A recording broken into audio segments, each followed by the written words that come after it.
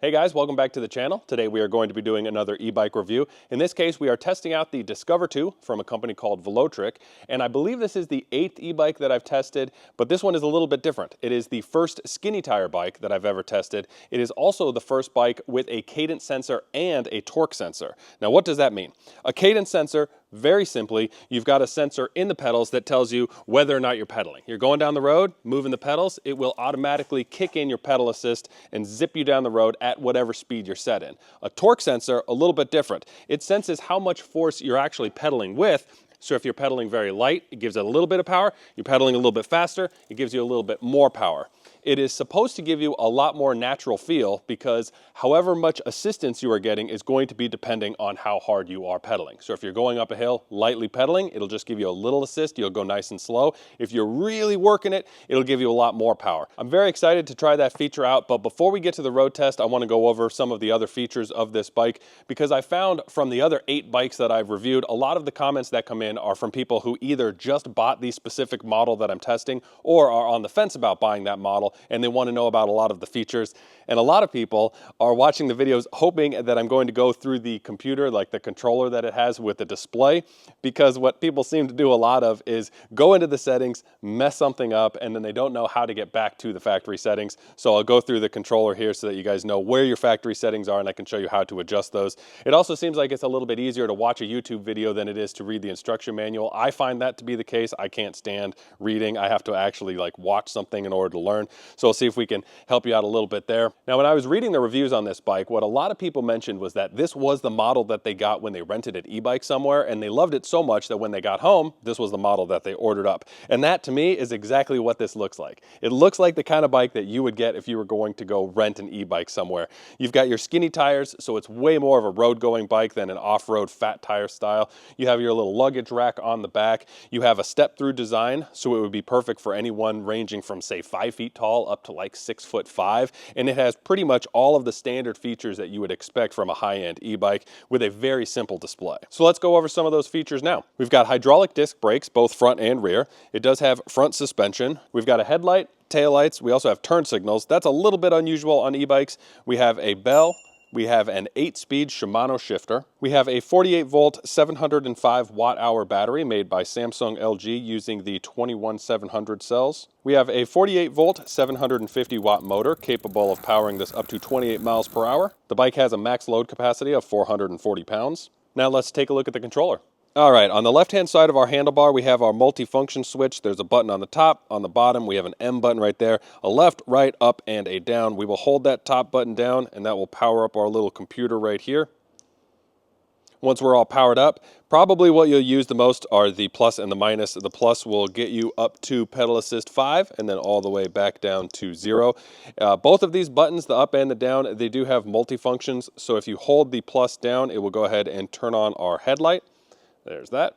And then hold it back down for a couple of seconds, turns our headlight off. The minus button here, if you go ahead and hold that down, you'll see I've got my back tire in the air here. While you're holding it down, it puts it into walk mode where it moves at 2.9 miles per hour, just so that you can get this thing up like an incline if you're walking alongside it. Up on the top here, we have our turn signals. Hit it once and it'll start flashing on the display as well as on our brake light there. And then you just hit it again and it turns that off. This little button on the bottom, you use that to cycle through between Eco, Trail, and Boost. I always keep it in Boost because it gives you the most power. Now, if you want to get into the higher settings, you go ahead and hold that M button down and it will get you to the display menu where you see you can go ahead and change your speed limit. I've already got mine set to 28 miles per hour. It came from the factory at 20, so you can go ahead and just bump that up. I can't imagine why you would want it to be any lower than that. Then you can hit that M button to save it. You can go ahead and cycle through. We've got our reset trip data, screen brightness. Riding mode is a little interesting because I don't know why you would cycle between Boost, Eco, and Trail through this menu when you could just simply do that on the other menu. But nevertheless, it's in there just in case. You have rear light mode. This is actually pretty cool. You can cycle between having it where it is steady while you're riding, enhanced when you hit the brakes, which is basically like a car where you've got a tail light and a brake light. But then you also have the ability to have it flashing while you're riding, or you can have it while it is flashing while you're braking. Both of those are pretty good options, especially if you're going to be driving on busy roads. I like it on just the normal setting because it seems like it's the easiest for people to understand. And then let's see, what else do we have here? We've got our auto light, auto power off, throttle limited. We've got cruise control, which I do not recommend using. We also have connect to the app. I'll show you that app in greater detail later. It's actually pretty good. You have a Find My feature. Unfortunately, I don't have an iPhone to show you guys how this works, but it's basically like an Apple AirTag built into the bike. You also can set your units, miles per hour or kilometers per hour. And then you've got version info, which just tells you if your display, your controller, and your battery are running the most up-to-date version. Now, this did not come with version 56, 70, or 20. I had to update these. I did that in the app. Once again, I'll show that to you a little bit later. But it's a great display overall. It's very self-explanatory.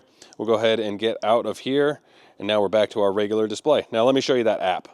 So here's what the app looks like on my phone. I'm not normally a big fan of the apps that come with the bikes. I just tend to not use them. However, on this one, if you go into the settings, the one thing I found super helpful, at the very bottom here, you see you can firmware update the display, the controller, and the battery. I did have to do that on this bike in order to unlock the cadence sensor, so that was very helpful. And then you see we go back to our regular settings, and it's all the same stuff that you can access on the bike, but it is in a little bit easier format to do. So if you want to go ahead and change your throttle limit, go from a torque sensor to a cadence sensor, you can do that there. You can also change how quickly it will power off, and you can change your speed limit just by throttling it up and down. Now this bike has a stated range of 75 miles on a full charge, which is actually quite impressive considering we have a 750 watt motor, which is right in the middle of what you'd expect, and then a 14.6 amp hour battery, again, right in the middle. I think the largest battery pack I've tested has been 28 amp hours. So it's not a tremendously large battery, and it is a decently sized motor. So I would expect the range to be somewhere in the 50 to 55 miles. However, this bike has two things going for it that the other bikes I've tested don't. First, it is a hardtail, so you're not losing a bunch of energy in the rear suspension. But most importantly, it is a skinny tire bike. If you've ever tested a fat tire bike with the pedal assist off and you're doing all of the work, it takes a tremendous amount of energy to get those things down the road. These skinny tires will have a lot less rolling resistance, so we should be able to get that mileage, but there's only one way to find out, and that's with the road test. So let's go ahead and get this thing out there on the road. All right, guys, here we go. For those who have not seen any of my other testing videos, I've got this wonderful 11-mile loop that I like to put the bikes through. It has a nice flat straightaway where we can see what our top speed is. It also has a small off-road portion, and then my favorite, what I call testing hill, which is this half-mile long hill where on the way down we get to see how stable the bikes are when they're going 30, 35 miles an hour, and then on the way up we get to see not only how fast we can maintain our speed up that hill, but also how much battery we have lost right there. Now, the only thing different about this bike compared to the other bikes I've tested, like I mentioned before, I have the torque sensor as well as the cadence sensor. I'll do the first portion of the test with the cadence sensor so that it can match the other bikes. And then when I'm all done with that, I'll try out that torque sensor. And here we are to our nice little flat spot where we will test our top speed. So I'll come to a stop here. I'll do this without any pedaling at all. All right, we are at 0. Let's go. 10, 15, 20, 23. Man, it is cold today.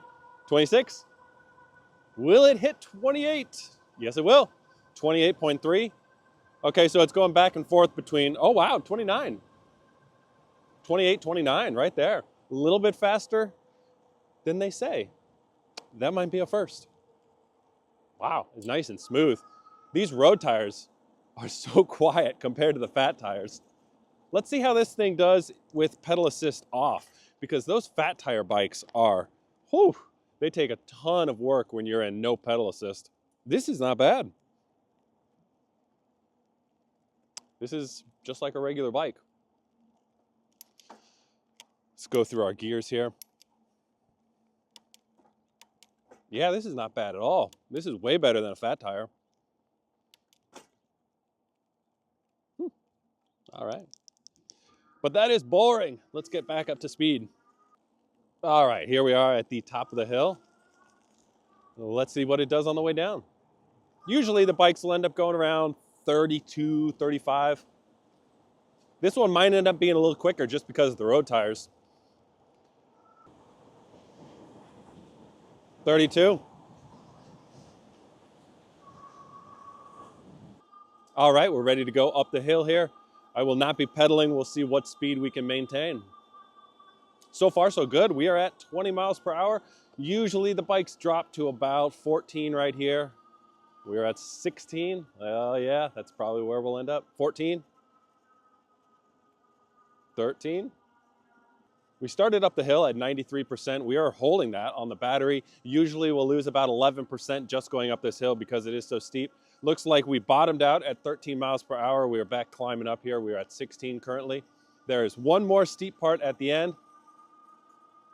We are back up to 20. We've got our last little incline at the top here. We'll see how much it drops.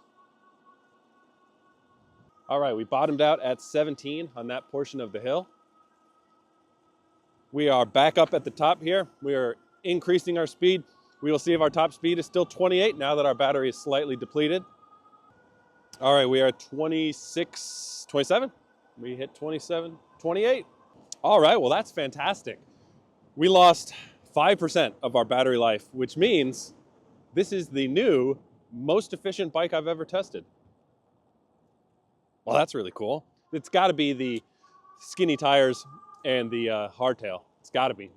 All right, I'm going to go ahead and pull over here. We'll change this from cadence sensor to torque sensor, and we'll see how we like that. All right, I used the app to go ahead and change it over to torque sensor. And let's see how it feels.